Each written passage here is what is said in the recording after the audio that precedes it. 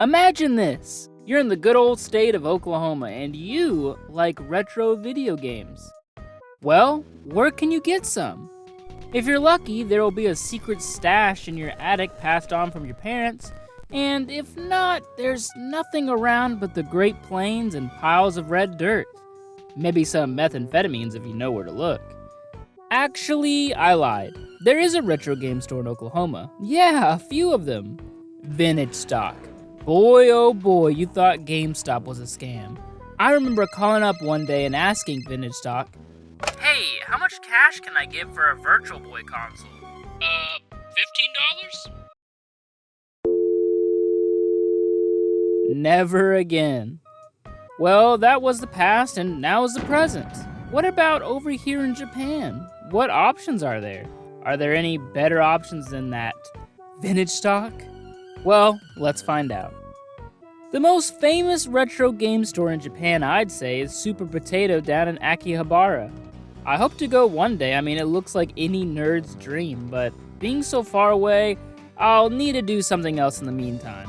Well, meanwhile, here in rural Japan, there's a variety of off stores. Basically, secondhand stores. I'm not too sure. I'm also not too sure about the lore behind these off companies. I'm talking there's hard off, off house, hobby off, garage off, mode off, liquor off, book on. Yes, whew. Tool museum. I couldn't help you with that one. Since these stores overlap so much with their inventories, I imagine that's why they always pack them all into one building. It's more likely to find the holy grail than an off store that's all by itself. Anyways, a few weeks back, I had to travel to Nagasaki City for some good old jet training. While I was there, I decided to visit some of these off stores just to see what they have on display, and maybe I could snag a retro game or two. First up, we have a combo of book off and hobby off. In order to get to it though, one has to overcome the biggest threat to any foreigner in Japan: parking.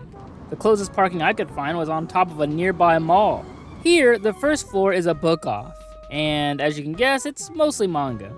The next floor is what piqued my interest though. The game section is immense.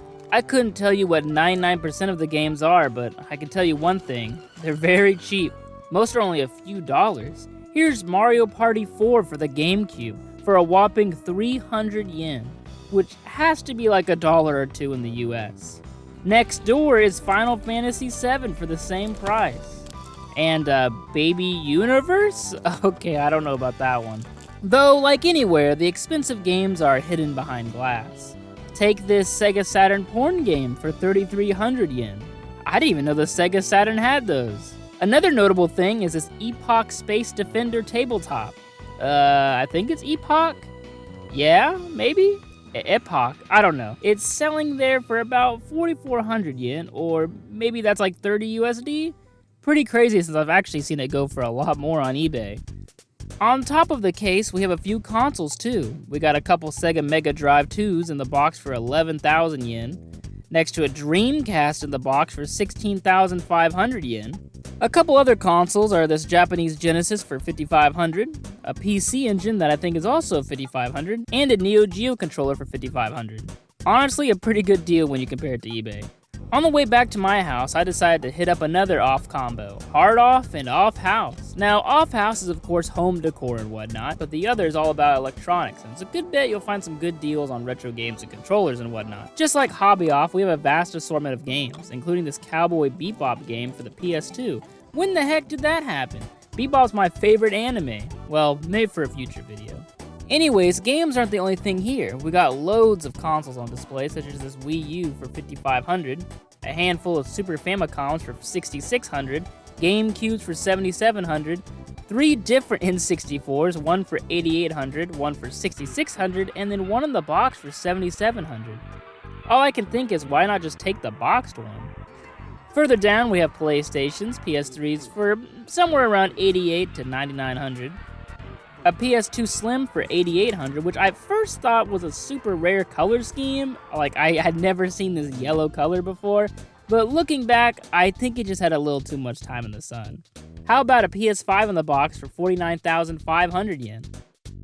Now, sprinkled throughout is a lot of collector editions of games or gaming accessories, which honestly I couldn't tell you what they are or what they do. This one feels illegal to own.